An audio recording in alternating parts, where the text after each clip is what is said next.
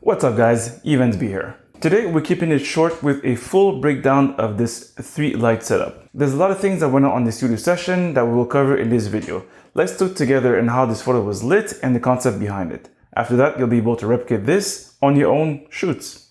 Let's get into it. So let's start with the concept.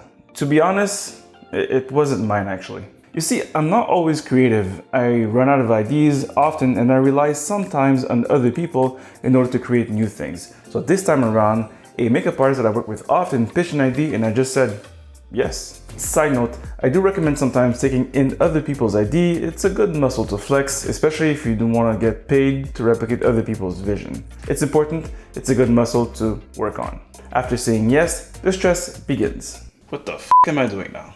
So we get to work. I don't exactly recall who said it and I'm going to destroy the quote, but someone said in there that there's some freedom in restrictions. And this time I opted to do a mix of 2 things I wanted to integrate into that shoot. First, I wanted to use a beauty dish, and second, optionally, I wanted to use my Optical Snoot. So you might be wondering, why a beauty dish? Well, it's simply a modifier that I don't use very often. I really love my big ass octas, but I spent too much time with it, and it was a grand old time to work with something else. Luckily, my studio partner has a set of MOLAs, and now holy hell, I have to buy a beauty dish. So the beauty dish in this photo served as the main light, and the effect of the beauty dish is really interesting since it's typically a small source of light. The particular model you're currently seeing is the MOLA Demi, which is a 22-inch beauty dish.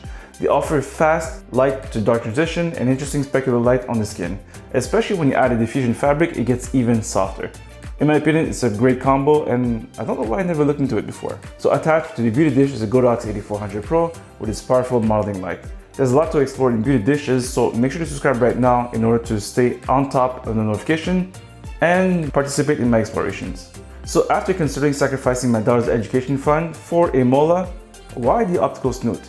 Well, I'm still exploring ways on how I can integrate that snoot into many shoots. Given that I acquired some cool sets of goggles with the snoot, I figured I'd put them to use and use them in the context that made sense. And given the inspiration sent by the makeup artist, I figured adding a pattern in the back of the image would be cool. Plus, to that pattern, we can add some colors in order to make it the background a little more interesting. In your own shoots, you can choose the pattern that you like best. I listed below my review of the Optical Snoot. You can see on screen, somewhere here. So do make sure to check that out. Then there's the sneaky fill light. So the model had super long lashes, and with any main light boom of the subject, you'll find that it'll happen again with nose and jaw lines. There's big shadows, and there you can fight this. You can either use a reflector or bring on some light, and if you're an evolved strobist, you can actually use more than 2 lights. And I simply use a strip box really close to me at very low power in order to create a fill light. I push the light higher or lower depending on the desired effect.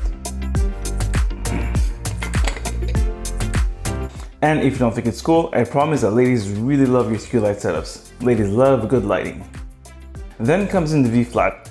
I was not interested into a light and bright shoot, and I found the drama of the beauty dish really interesting, so why not help to preserve it? I added the Vflat on the right and the left of the subject to protect from light leaks from my window, plus I wanted to create as much contrast as possible in order to preserve the drama. And to further increase the drama, I placed the subject on a table and laid a black cloth on top of the table. And since this was an up close and personal photo, and this would be a good thing to note, helping the subject move as little or keeping still as little possible was helpful not to reframe too many times. Again, I was extremely close with a very long lens and I don't want to basically having to reframe all the time. It's annoying. If you want an example of how useful it is to keep someone still, here's an old school photographer using a table to keep this one, a 1.5-year-old me, kind of still. And yes, I was chubby. Don't laugh. So here are the results, before and after retouching and editing. So to make these shots happen, I used a Tamron 70 to 180mm plus a very inexpensive, newer $39 macro tube in order to get really close to the subject and the bead patterns. So that wraps it up for this video, and I hope you enjoyed this light by light breakdown of these images. If so, you can leave a like and subscribe to see more content to help your journey into lighting. And if any of the gear interests you, you can find links to them in the description below. On top of benefiting to your photography, they help this channel release more videos, so thank you in advance. This has been YvensB, Montreal advertising and portrait photographer, and remember to light this world. Cheers.